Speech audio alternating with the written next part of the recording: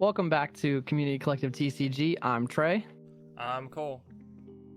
and today we're back again with our series of deck tech covering Interdimensional Transcendence DZBT03 for Mordalion, aka Undercover. This guy's cool. I'm glad they brought back Shadow Paladin, at least aesthetically, into Standard. As like its own thing, not like... I guess they kind of went halfway with Youthberg, but... Yeah, it's gonna be very nice, and some of the supporting cards are also very good looking. Oh yeah. So first thing first we have here is Poison Knight of Silence Undercover, Mordalion. This has a continuous Vanguard skill. During your turn, if your order zone has 3 or more monitored Trist, all of your units with Undercover in the card name get power plus 5,000. Also has an Act skill on the Vanguard. Once per turn, costs Energy Blast 2. Look at the top 7 cards of your deck. Choose up to the same number of cards as the number of monitored Trist without any Undercover gauges in your order zone from among them, and put 1 face down as an Undercover gauge on each of your monitor Trist without any Undercover gauges, and shuffle the deck. Also, auto Vanguard Circle when student attacks, cost Counterblast 1. Choose up to 2 cards with Undercover in the card names from your Undercover gauge and call them to each rearguard circle in the same column. Take a shot every time we say Undercover Gauge, I guess. Undercover gauge or monitor Trist. Jesus Christ. Just the wording on that second skill is like... hurts my brain. I get what it's going for though. It's just making sure that you can only have 1 gauge for each set order you have. It's just wow. Yeah, it's gonna be one of those ones that's gonna take a minute to learn to really understand how to play it, but it's kind of nice that it sets you up for 4 attacks as a deck, which feels like we've had too many 5 attack decks lately, so having just a true 4 attack deck can be pretty good. Well, for now. We'll get there. But what is it? It's like a lot of other decks that I can describe as like it has a lot of words to describe like very simple game actions. Like when it comes down to it, it's just only needing 1 gauge for each is like the only pretty unique thing to it compared to like other decks that have gauges for whatever reason. Usually you're trying to stack a bunch of them, but this one is kind of using it as more of like a toolbox. Yeah, it feels I'm gonna say it as a budget heroes deck, but also not, like, because it kind of has a similar thing where it's at recruiting or putting them as a gauge, as an Undercover gauge. Kind of similar mechanics in the sense where you're toolboxing all of the cards from a set area essentially. Yeah, it's very similar to Heroes. That's true. I don't know how I forgot about them already. Yeah, they have that order that helps set all that up. It does it in a slightly different way rather than playing the order and putting stuff into it. This one does it specifically just by, playing the monitor Trist and then, putting things into the gauge at a certain time. I think the big gimmick they're going for here is having these Undercover gauges. They're like face down, so like your opponent, they don't know what it is. Oh wow. Yeah. So it's a very interesting grade 3 to say the least.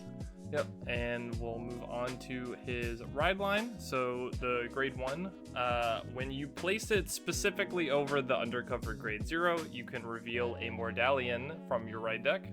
Search your deck for a monitored Trist, reveal it, put it in a hand, and shuffle the deck. And then if your order zone has 2 or more monitored Trists, it gets plus 2k, pretty straightforward.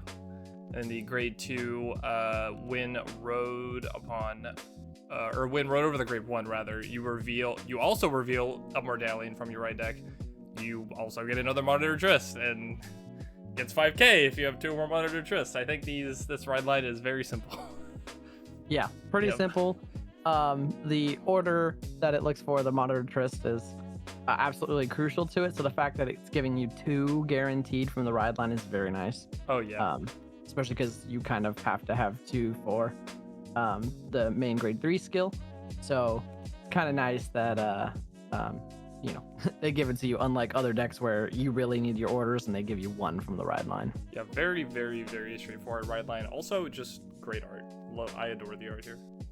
Yeah, the pinks and yellows are quite nice. We don't get a lot of like continuous colors of those. It's very across it's very old school Shadow Paladin, you know. Yeah, for sure.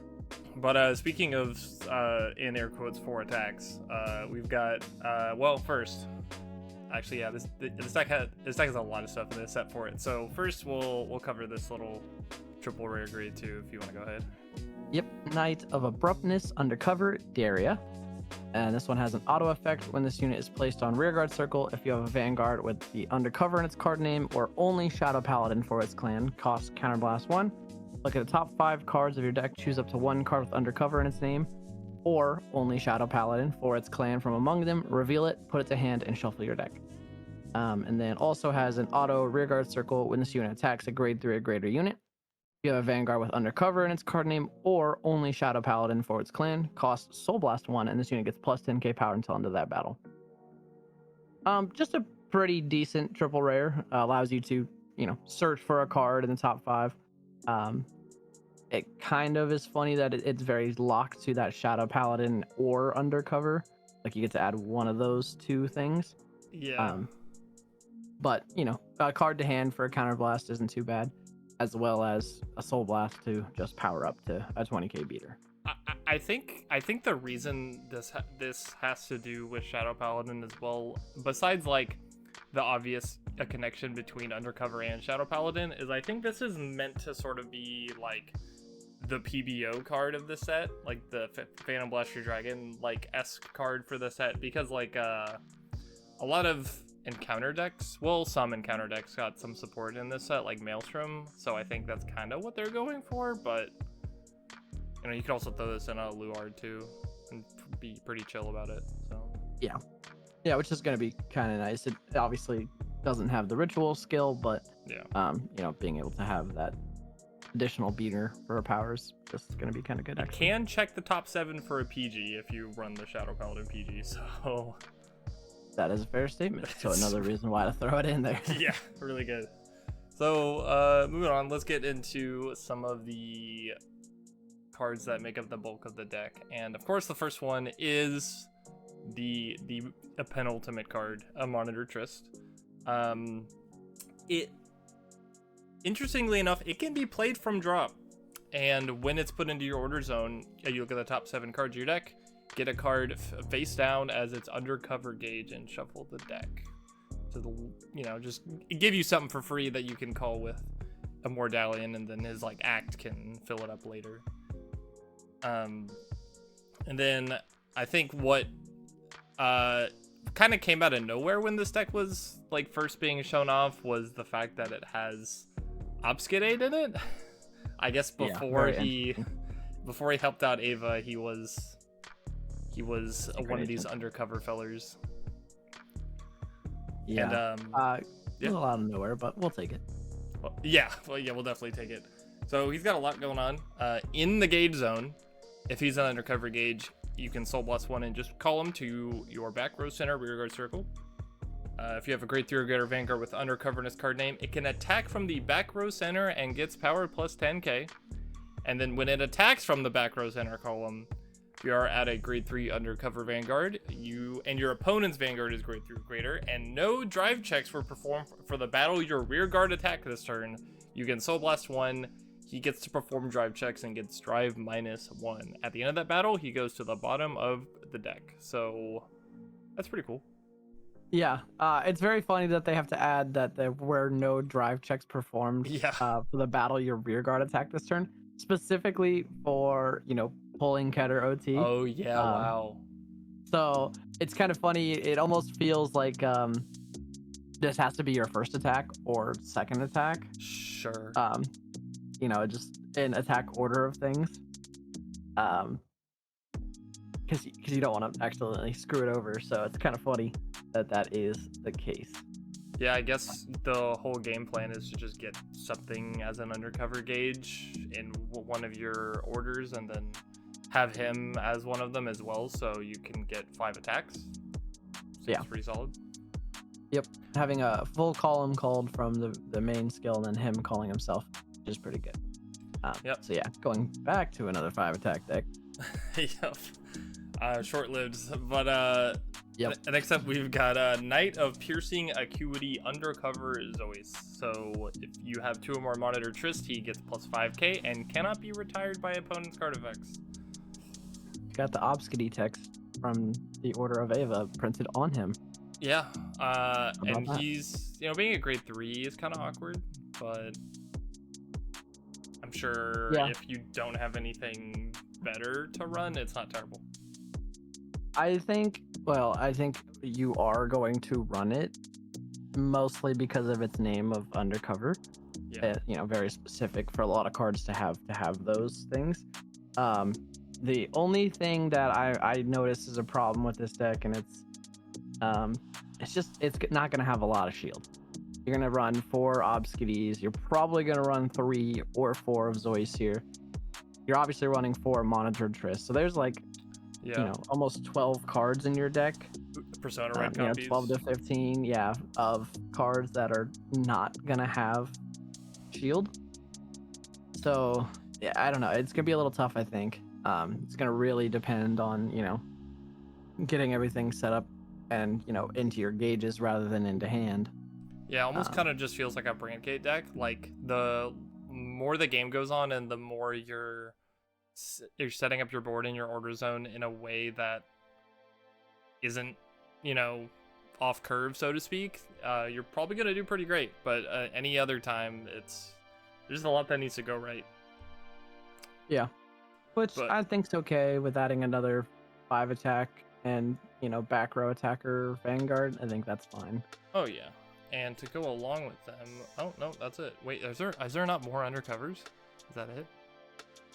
That is it, actually. That is everything for the deck. Yeah. That's crazy. There's 4 card slots, if I'm correct. Oh, I guess you run multiple copies of the Ride Line, huh? You do, 100%, because they have Undercover name. Yep, Undercover names. I put this together, and I didn't even realize how little there was. Okay, well, how do we feel about this deck? Well, I think it's fun because it introduces a new way to build a board without committing much from hand. So you're able to keep a lot to hand and do everything else from deck drop and from the gauges, really. Like, that's how you build the gauge and then you call a board. So it's pretty neat, pretty nice. It uses the hidden information of what rear guards it has access to surprise opponents. So just like when you bind a card face down, these hidden gauges or these undercover gauges are surprised. Like your opponent can't know what's there. Like, they can't look and see what's there once it's there. So you can kind of put something in there and hope your opponent forgets and then come back to it and surprise them.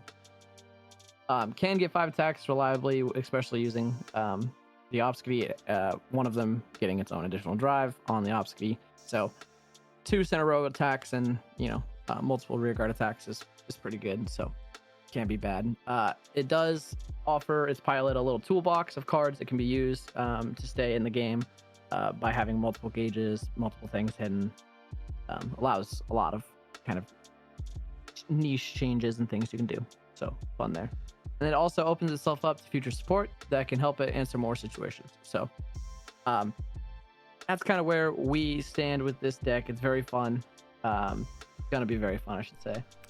Yeah, I think just right now with it's by no means bad, like not even close, but its toolbox needs to be opened up a bit more for it to get like the full potential out of its gimmick. Like, there's not enough undercover cards.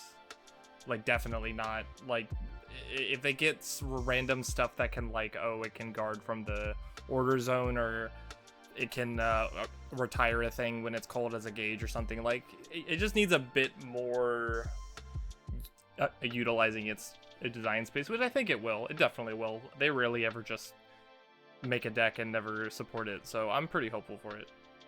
Yeah, and I can see them adding something in similar to the Heroes one, where it's called from the base, and you get additional shield. So I could see them adding something in that, especially to help eliminate some of the extra grade 3s in this. They could add something in there. It's like a Energy Blast 2 to move a card from gauge to guard circle or something along that line. Obviously, we'll see as we get a little bit further into it, but definitely options there. Yeah, but for now, that was our deck tech on the Undercover deck. If you like this kind of content, please like the video and subscribe to see when the rest of them come out, and tell us what you like about the archetype or what you're planning to run it with down in the comments. But until the next one, I was Cole. I was Trey. And we'll see you then.